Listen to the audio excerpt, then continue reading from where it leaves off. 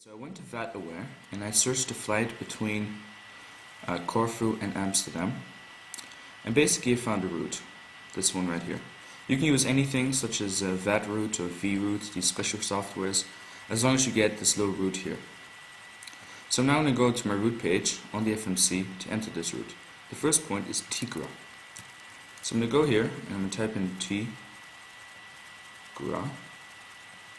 And the first point is direct, so it's immediately we fly directly to Tigra. So I'm going to click here and say direct to Tigra. The second point you see it's via UL995, which is an airway, to Bravo Romeo Delta. So I'm typing UL995 and I'm going to hit it now on the left side in the via column.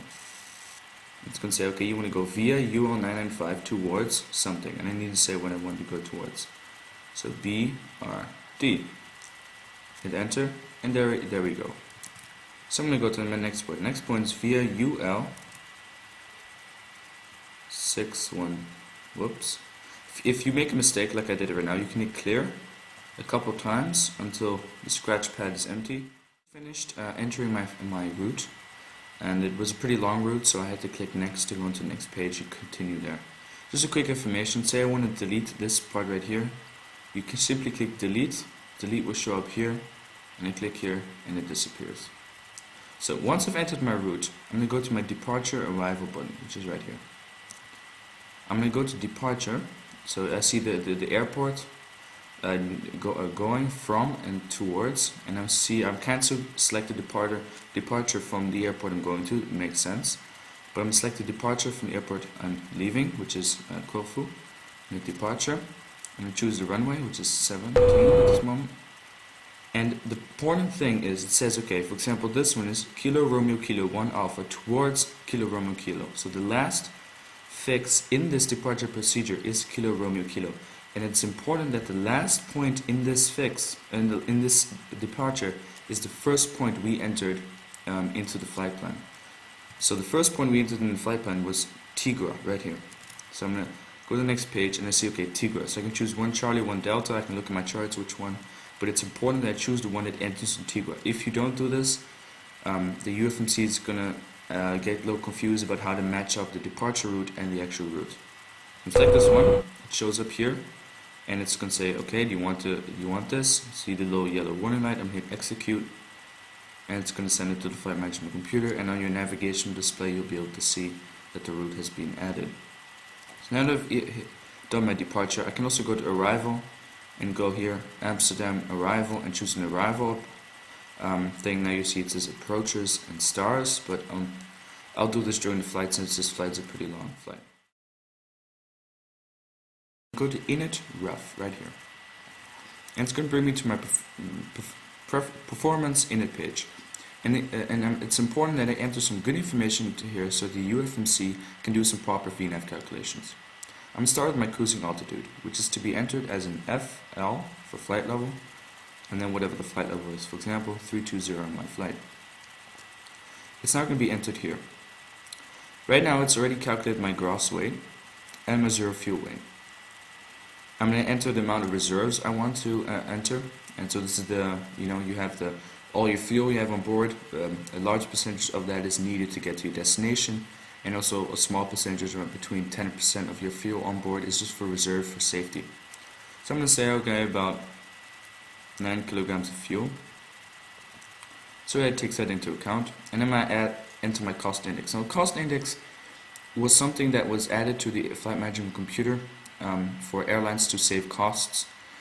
So really, it can get really into depth in what's the best cost index. And for pilots in real airlines, the airlines would choose the cost index for them. But normal values are around 100, between around 80 and about 150. So I'm going to select 90 for this flight. On the right side, I can select my step size. Now, what's a step size? As you fly, the weight will decrease of the aircraft, and so you will have less fuel burn if you climb at higher altitude. So in long flights, most of the aircraft will climb to something like flight level 320, and then halfway through the flight it will maybe climb to flight level 340. So if you click here, you'll see you'll cycle through certain heights of step size, so in thousands of feet. I'm select 2,000 feet. So the UFMC will automatically calculate when the optimal time is during your flight to increase from flight level 320, 2,000 feet up to flight level 340 in this case. So now that I've entered all my information here, I'm going to go to the thrust limit page. Now, there's different takeoff settings. I'm not going to go into what thrust limits are. You'll have to read the UFMC manual for this.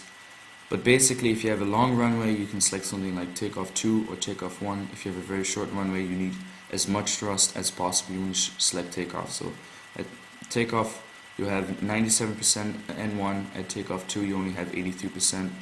This is a medium-sized runway, so I'm going to select this one right here, takeoff 2. And so it says, okay, it's selected takeoff 1, and it's armed climb 1, so when it goes through the thrust reduction altitude, it will automatically switch to climb 1. It will also show you the outside temperature, and if you want, you can also set your own temperature, but this is very in-depth thrust limit usage. Refer to the manual of the UFMC for this. Basic I advise also select takeoff 1 depending on the runway size. I'm now going to go to my final page of the pre-flight procedure, which is the takeoff page. And there's some important information to be entered here. The most important is the flap position. So for this takeoff, I'm going to choose flaps 10, so 10 degrees of flaps. And it's going to calculate, okay, the V1 speed will be around 122, the V reference speed, the rotate speed of 132, and the V2 speed 134. It says, okay, you have a headwind of 1 degree right now.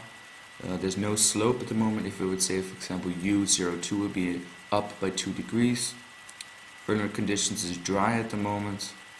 This is your thrust reduction altitude, so it says, okay, at 1,000 feet, I will switch to climb 1. This is your engine out acceleration altitude, so if you lose one engine, this is your acceleration altitude. One of the most important things to do is to select your reference speed. Now, just a quick note, at the bottom here you'll see these numbers, these letters which say pre-flight. If you see this, it means that you have not done all the necessary procedures. And the things that we have not done yet is select the reference speeds. For example, if I click here, the reference will go away saying, okay, I confirm that this is the speed I want. Maybe I say, okay, just so I don't hit the tail speed, I want to select a higher reference speed. So I'm going to select 129 knots. And I'm going to hit it there. Again, the reference will go away. And if I go here, the reference will go away.